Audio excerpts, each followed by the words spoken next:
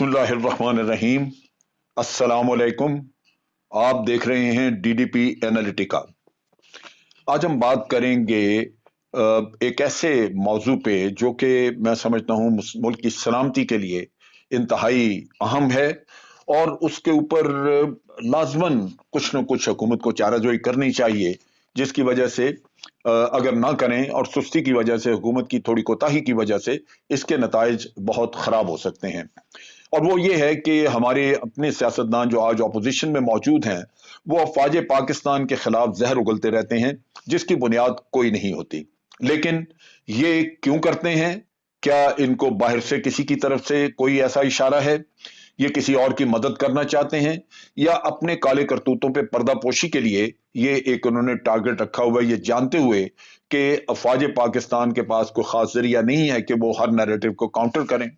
या ये भी हो सकता है कि ये सोचते हों कि इस तरह का कोई इश्तियाल दिलाया जाए आर्म फोर्सेस को कि वो हुकूमत को हटा के तो कोई और इनके लिए रास्ता पैदा कर दें। बहरहाल कुछ भी हो, अजाइम जो भी हों, मजमूम अजाइम हैं, और इससे मुल्क की सलामती को नुकसान पहुंचता है। जो कुछ ये फजूलियात बोलते हैं वो आपके दुश्मन उसको लेके आगे चलते हैं, और फिर सोशल मीडिया पे उसका चर्चा होता है। नतीजा ये कि अवाम में गलतफहमियां पैदा होती हैं। अब बात यह है कि मसला है क्या। आज एक चीज तो ये कि जो जो अपोजिशन है वो एतराज करती रही कि जनाब फौज की निगरानी में इलेक्शन हुए थे और इलेक्शनों में धांधली हुई। पहली बात तो यह कि फौज को आप इलेक्शनों में इन्वॉल्व क्यों करते हैं? क्यों आप फौज को लगाते हैं?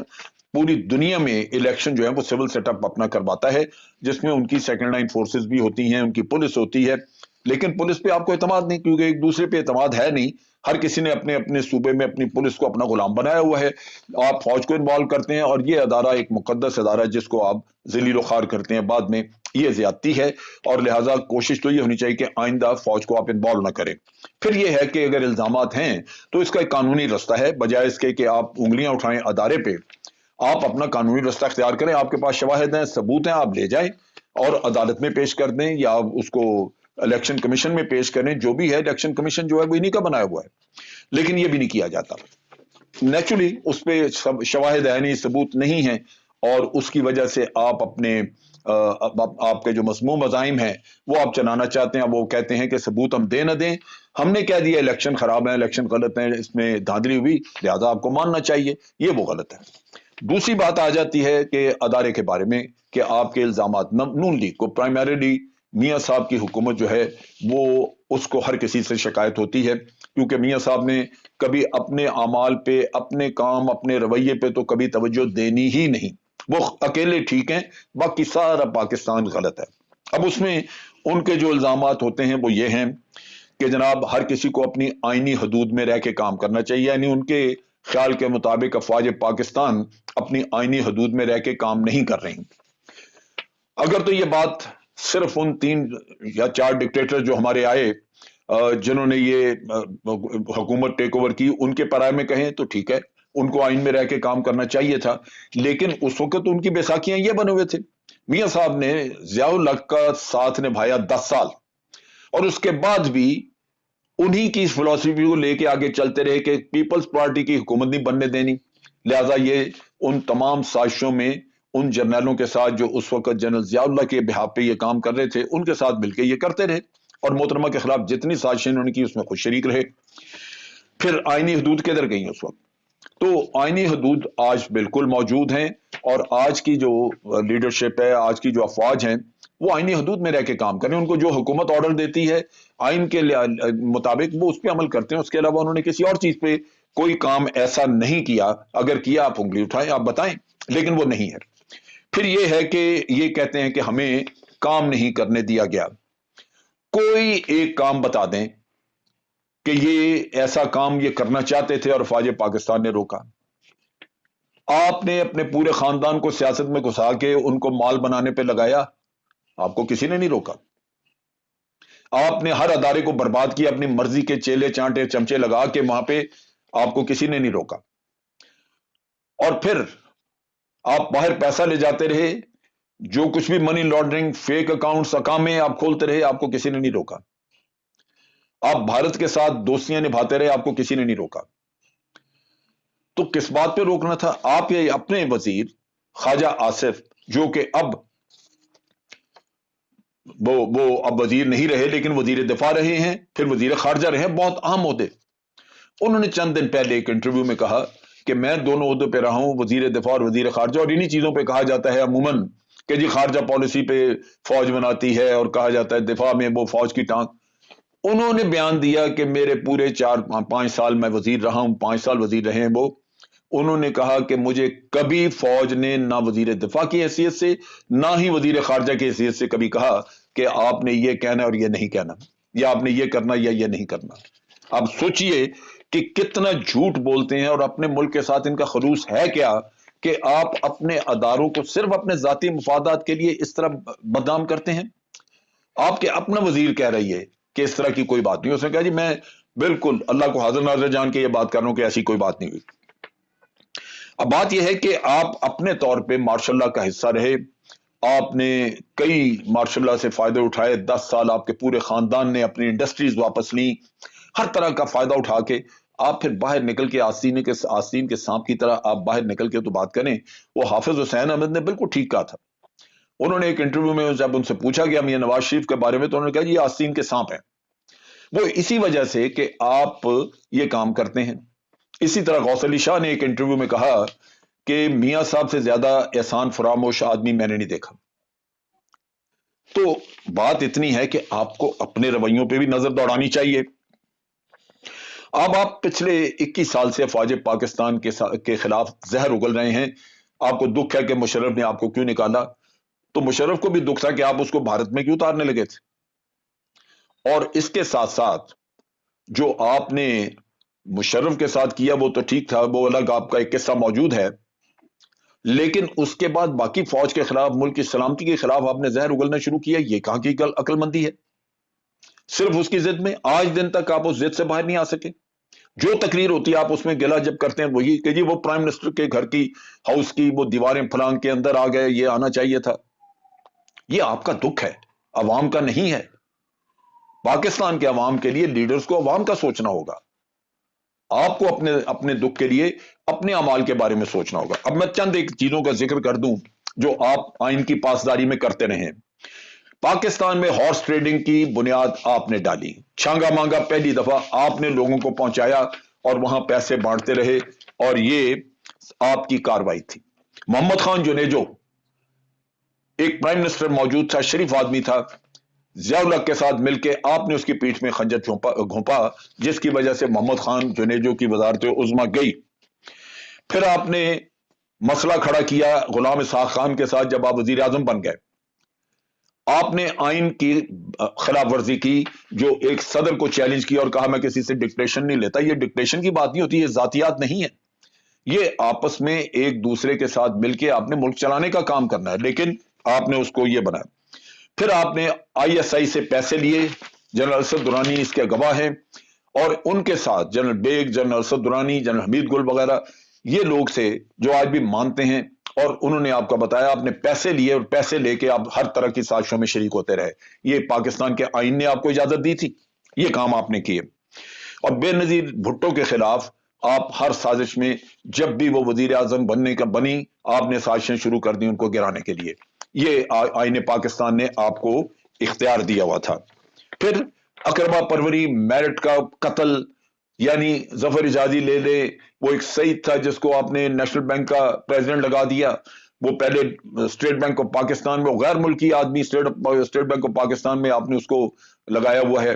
वो यानी कोई अदारा नहीं जहां पे आपने अपने चेले चांटे भर्ती नहीं किए। क्या मेरिट इस दुनिया में नहीं है? आपके अपने खानदान के लोग वो इंटरव्यू कर रहे हैं लोगों को बुला बुला के पोस्टिंग्स के लिए कि पुलिस ऑफिसर पंजाब में कौन लगेगा, हमजा इंटरव्यू कर रहा है जनाब ये। और आपने अपनी बेटी को इख्तियार दिया जो वजीर आजम हाउस में, वो वहां पे मीटिंग्स करनी शुरू हो गई। अब आप देखिए कि सुप्रीम कोर्ट के ऊपर हमला, ये आईनी पाकिस्तान आपने बताता है, ये इख्तियारात है, ये तजावुज है।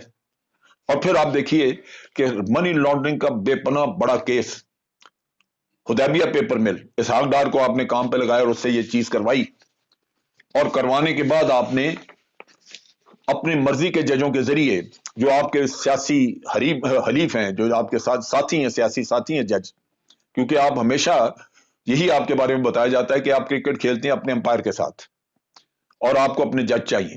آپ نے اختیارات کا کیسا اچھا استعمال کیا. پہلے صدر لغاری کو گھر بھجوایا، چیف جسٹس کے خلاف پیسے بانٹ کے بغاوت کروائی، سجاد علی شاہ کو فارغ کروایا، جنرل جہانگیر کرامت کو نکلوایا. کیا تھا اس نے؟ ایک آپ کو مشورہ دیا اچھا کہ جناب آپ مہربانی کر کے نیشنل سیکورٹی کونسل بنا لیں. نیشنل سیکورٹی کونسل جو ہے وہ ملک کے مفاد میں تھی، کیونکہ جب ہم نے دھماکے کرنے تھے تو ہم اس وقت اندازہ ہوا کہ فیصلہ سازی کا کوئی انسٹیٹیوشنلائز طریقہ ہمارے پاس نہیں ہے، ایک پلیٹ فارم چاہیے. آپ کو ایک اچھا نیک مشورہ دیا، آپ نے اس شخص کو گھر بھیج دیا، اور پھر آپ امیر المومنین بننے کا منصوبہ لے کے آئے. یہ آئین میں دیا ہوا تھا. اور اس کے بعد آپ نے مشرف کے ساتھ ہاتھ کیا کہ اس کو بھارت اتارنے کا آپ نے حکم دے دیا. اب بھارت جا کے ایک چیف آف آرمی اسٹاف دشمن کے ہتھے چڑھ جائے، ملک کے سارے راز اس کے پاس. آپ سوچئے کہ اس سے تھوڑا عرصہ پہلے ہی ایک جنگ بھی لڑ چکے تھے بھارت کے ساتھ، تو کیا نتائج ہوتے اس کے، ملک کی سلامتی پہ کیا نتائج ہوتے. پھر آپ دیکھیے کہ آپ نے کارگل کی جنگ، ملک جنگ لڑ رہا ہے، آپ کے جوان قربانیاں دے رہے ہیں وہاں پہ، اور آپ خفیہ مذاکرات میں مصروف ہیں بھارت کے وزیر اعظم کے ساتھ. بھارتی صحافی یہاں پہ آئے، اور جب آپ یہاں پہ جلاوطنی کے بعد واپس آئے تو آپ نے دو قومی نظریے کو رد کر دیا. ان کو آپ نے خوش کرنے کے لیے کہا کہ آپ بھی وہی ہیں، ہم بھی وہی ہیں، ہم ایک ہیں. بس ایسے ایک لکیر درمیان میں کھینچ دی گئی. آپ بھی آلو گوشت کھاتے ہیں، ہم بھی آلو گوشت کھاتے ہیں. یہ قائد اعظم نے سبق دیا ہوا تھا. اور یہ قائد اعظم کے آپ کلیم کرتے ہیں کہ میری آئیڈیالوجی تو وہ قائد اعظم کی تھی. یہ آپ کی آئیڈیالوجی ہے. آپ سوچئے کہ یہ کس قسم کی آئیڈیالوجی ہے آپ کی. تو یہ آپ نے کیا. پھر اس کے بعد دیکھیے پٹھان کوٹ میں بھارت کا حملہ ہوتا ہے. بھارت الزام بعد میں لگاتا، آپ نے پہلے اس کو مودی کو یقین دہانی کرا دی، اور پھر آ کے یہاں پہ آپ نے دیکھی کہ ایف آئی آر درج کرا دی. یہ آپ کو آئین پاکستان نے اختیار دیا تھا کہ آپ پاکستان کو مجرم بنا کے دشمن کے سامنے پیش کریں. اور بھارت آپ جب گئے تو حریت کے لوگوں کو آپ نے ملنے سے انکار کیا، اور اوفا میں جا کے کشمیر کا سودا کیا. جا کے وہاں پہ جو جوائنٹ کمیونیکے آئی اس میں کشمیر کا ذکر تک نہیں تھا. یہ آپ نے کشمیریوں کی خدمت کی. پھر آپ دیکھیے دھرنے ہوئے یہاں پہ، آپ دھرنوں کا الزام دیتے ہیں، اور دھرنوں کے الزامات میں آپ دیکھیے کہ یہ کہا جاتا ہے کہ جناب عمران خان کا دھرنا ہوا، قادری صاحب کا دھرنا ہوا، خادم رضوی کا ہوا، سب میں فوج ملوث تھی. قادری کے آپ نے 14 لوگ مارے، 14 یا 16 لوگ مارے، اس کی ایف آئی آر کیوں نہیں آپ نے درج ہونے دی؟ یہ فوج نے کہا تھا کہ ایف آئی آر نہ درج ہونے دیں. اگر ایف آئی آر درج ہو جاتی تو قادری کے پاس کوئی جواز نہیں تھا دھرنے کا، وہ اپنا مقدمہ لڑتا. اسی طرح عمران خان 4 حلقے کہتا تھا، وہ آپ کھول دیتے تو بالکل کوئی جواز نہیں تھا اس کے بھی دھرنے کا. وہ 1.5 سال 2 سال چکرے مارتا رہا کہ جناب آپ یہ 4 حلقے کھولیں. آپ نے ایک نہ سنی. جب دھرنا آ گیا تو آپ نے کہا جی فوج نے کرا دیا ہے. اور خادم رضوی کا قصہ، یہ فوج نے آپ کو کہا تھا کہ جناب اس میں ختم نبوت والی کہانی آپ دوبارہ چھیڑ دیں. آپ کو نہیں پتا کہ یہ کتنا سینسٹیو ایشو ہے؟ کیوں آپ نے یہ چیپٹر کھولا؟ جب چیپٹر کھولا تو الزام پھر اس پہ افواج پاکستان پہ دھرنا کیا ہے، اور پھر آپ کے سیاسی جج جو ہے وہ مل گئے ساتھ آپ کے، اور افواج پاکستان کے خلاف ہردہ سرائیاں شروع کر دی. مودی صاحب لاہور میں آئے، مودی کے ساتھ اپنے اس کا سارا سٹاف موجود تھا. اس کا فورن سیکرٹری ساتھ تھا، اس کا نیشنل سیکورٹی ایڈوائزر اجیت دوبل ساتھ تھا، ان کا را کا چیف ساتھ تھا. لیکن آپ نے تو اپنے کسی کو نہیں اندر آنے دیا. کیا خفیہ باتیں ہوئی وہاں پہ؟ کیا یہ آئین نے آپ کو اجازت دی ہوئی ہے کہ آپ اس طرح خفیہ میٹنگز کریں؟ آج ہمارے فورن آفس کے پاس کوئی اس کا کوئی ایسا ریکارڈ نہیں ہے جس سے پتا چلے کہ وہاں ہوا کیا اس میٹنگ میں، آپ نے کیا وعدے کیے. اسی طرح بعد میں جب سجن جندل آیا، آپ کا ذاتی دوست تھا، بالکل ٹھیک ہے، لیکن آج تک آپ کی کوئی وضاحت نہیں آئی. آپ نے عوام کے اندر یہ امپریشن کریٹ کیا کہ وہ سجن جندل کلبھوشن کے معاملے میں آیا تھا، اور اسی کے آنے کے بعد حصہ انٹرنیشنل کورٹ آف جسٹس میں گیا. آپ کو پتا ہے کہ سجن جندل کے معاملے میں آپ ایک نرم گوشہ رکھتے تھے. انگلینڈ میں لندن ایئرپورٹ پہ آپ سے پوچھا گیا، وہاں سوال کیا کسی نے کہ یہ بہت بڑا کام کیا پاکستان نے کہ ایک ان کا سرونگ آفیسر پکڑا، تو آپ کا جواب تھا کہ بھارت کو بھی ہمارے ساتھ بڑی شکایات ہیں. یہ جواب ہوتا ہے اپنے ملک کا. آپ یونائٹڈ نیشن کے سیکرٹری جنرل نہیں تھے کہ دونوں ملکوں کو مشورہ دیتے. آپ اپنے ملک کے وزیر اعظم تھے، آپ نے اپنے ملک کی وکالت کرنی تھی، لیکن آپ نے نہیں کی. اب چیز یہ ہے کہ اس کے بعد آپ نے ڈان لیکس کا قصہ کیا. یہ ایک اور اپنی افواج کے ساتھ، اور اس میں جو لوگ ملوث تھے وہ سارا پتہ ہے، ساری دنیا کو پتہ ہے پاکستان کو کہ کون اور کس نے کروایا. لیکن آپ اس پہ ایک جعلی انکوائری کروا کے تو اس معاملے کے اوپر مٹی ڈالو والا کام کیا. یہ ملک کی سلامتی کے ساتھ آپ کی محبت تھی؟ اس کے بعد آپ نے ناجائز اثاثوں کا کیس آیا، ناراضگی افواج پاکستان پہ، بے پاناما کے ساتھ ان کا کیا تعلق؟ اور اگر جے آئی ٹی ہوئی ہے تو وہ عدالتوں نے ان کو آرڈر کیا کہ آپ جے آئی ٹی کریں، اور جے آئی ٹی میں اگر انہوں نے ٹھیک کام کیا تو اس میں برائی کیا ہے؟ اس کے ساتھ ساتھ آپ دیکھیے کہ آپ نے منی ٹریل کے بارے میں پارلیمنٹ میں اور میڈیا پہ آ کے اپنی پوری قوم کے سامنے جھوٹ بولے، پھر عدالتوں کو جھوٹے آپ نے اور جعلی کاغذات جمع کرائے سپریم کورٹ کو۔ سٹنگ پرائم منسٹر یہ حرکتیں کر رہا ہے، کیا یہ آئین میں لکھا ہے آپ کے لیے؟ آئین سے تجاوز آپ دوسروں کو بتاتے ہیں، آپ بتائیے کہ یہ آئین میں لکھا تھا؟ اور اسی طرح آپ کے زیر سایہ پنجاب میں جس پروجیکٹ میں جو کرپشن ہوئی سب کے ریکارڈ جلا دیے گئے، آپ کیوں نہیں آگ لگتی ریکارڈ کو؟ تو کیا یہ آئین میں لکھا ہوا تھا کہ آپ کام کریں گے کرپشن اور پھر اس کے بعد آپ کے لوگ جو ہیں وہ ریکارڈ جلا دیا کریں گے؟ یہ کام تو آپ نے کیے۔ اب چیز یہ ہے کہ اس کے بعد جب مقدمہ چلا تو آپ نے شاہد خاقان عباسی کو کہہ کے اپنی مرضی کا جج لگوایا، اپنی مرضی کا جج ارشد ملک لگوایا، اس کو آپ نے رشوت دی، گندی فلموں کے ذریعے بلیک میل کیا، اور پھر بھی آپ مطمئن نہ ہوئے، اور ایک چیز کو رو رہے ہیں کہ جناب اس پہ پریشر تھا۔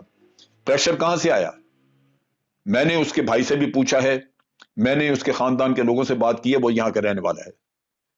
پریشر اس پہ باہر کا کوئی نہیں تھا، اس نے ایفیڈیوٹ دیا۔ آپ جو بلو فلم کے ذریعے اس سے بیان لے رہے ہیں اس پہ بھروسہ عدالت نہیں کرے گی۔ عدالت بھروسہ کرے گی جو اس نے حلفیہ بیان ایفیڈیوٹ جمع کرایا جس میں اس نے کہا کہ جی میرے پر کوئی پریشر نہیں تھا۔ پریشر تھا تو آپ کے دو فرنٹ مین جو اس کے ساتھ چپکے ہوئے تھے، جو اس کو پیسے بھی دیتے تھے، جو اس کو جاتی عمرہ تک لے کے گئے، جو اس کو مدینہ لے کے گئے، یہ کام آپ نے کیا، اور آخر تک بلیک میل کرتے رہے جس کی وجہ سے وہ ہارٹ اٹیک سے مر گیا۔ یہ آپ کی اخلاقیات ہے اور یہ کام آپ ہمیشہ کرتے رہے ہیں۔ محترمہ بے نظیر بھٹو کی بھی آپ نے اسی طرح کی غیر اخلاقی قسم کی تصویریں اور اس کے بارے میں غیر اخلاقی قسم کی تحریریں یہ آپ نے چلائی تھی، ہمارے ملک میں اور کسی نے یہ کام نہیں کیا۔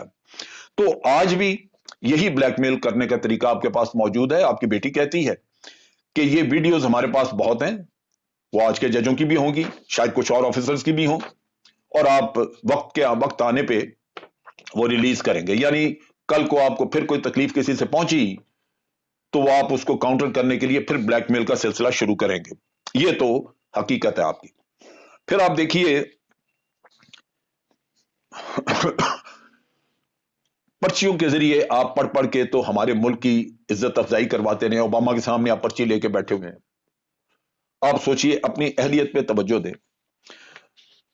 مشرف کو آپ برا بھلا کہتے ہیں، مشرف کے اپنے اس کے ساتھی جو اس کے ساتھ حکومت میں رہے 72 لوگ آپ نے اپنی پارٹی میں شامل کر کے اپنی حکومت بنائی، ان کو ٹکٹیں دی، یہاں تک کہ جس کے ذریعے آپ نے مشرف کے اوپر آرٹیکل 6 کا مقدمہ چلایا وہ وہی آدمی تھا جس نے مشرف کے ساتھ بیٹھ کے اس کے وزیر قانون کی حیثیت سے وہ سارے کاغذات، سارے قانونی معاملات پورے کیے جس کے ذریعے ایمرجنسی لگائی گئی تھی۔ یہ تو آپ کے اندر آپ کی سوچ بتاتی ہے۔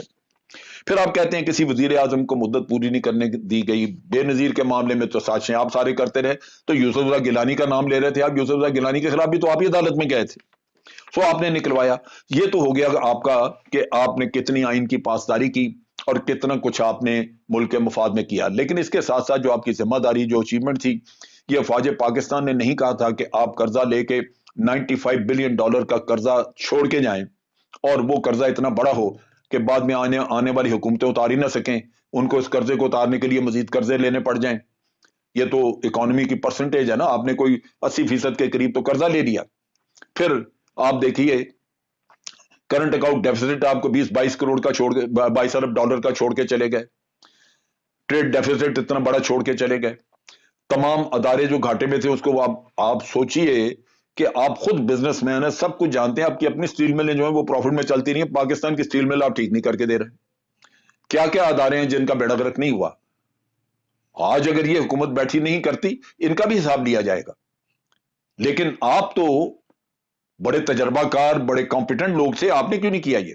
اور پھر اسی طرح آپ دیکھیے سرکولر ڈیٹ، آپ نے آتے ہی سارا سرکولر ڈیٹ بانٹ کے پیسہ دے کے تو اپنی طرف سے اپنے آپ کو زیرو فارغ کر لیا، لیکن پھر سرکولر ڈیٹ بنا کے آپ چلے گئے۔ میں یہ حق بجانب ہوں سوچنے میں کہ آپ نے بھی ہماری لٹیا اتنی ہی ڈبوئی جتنی کسی اور نے کی ہوگی.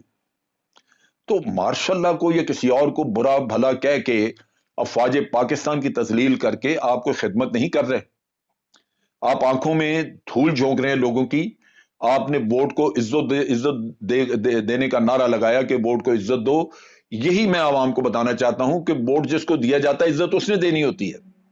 عزت آپ نے دینی تھی. ووٹ آپ کو دیا گیا, آپ کے اوپر اعتماد کیا گیا, لیکن آپ نے اعتماد کو ٹھیس پہنچائی.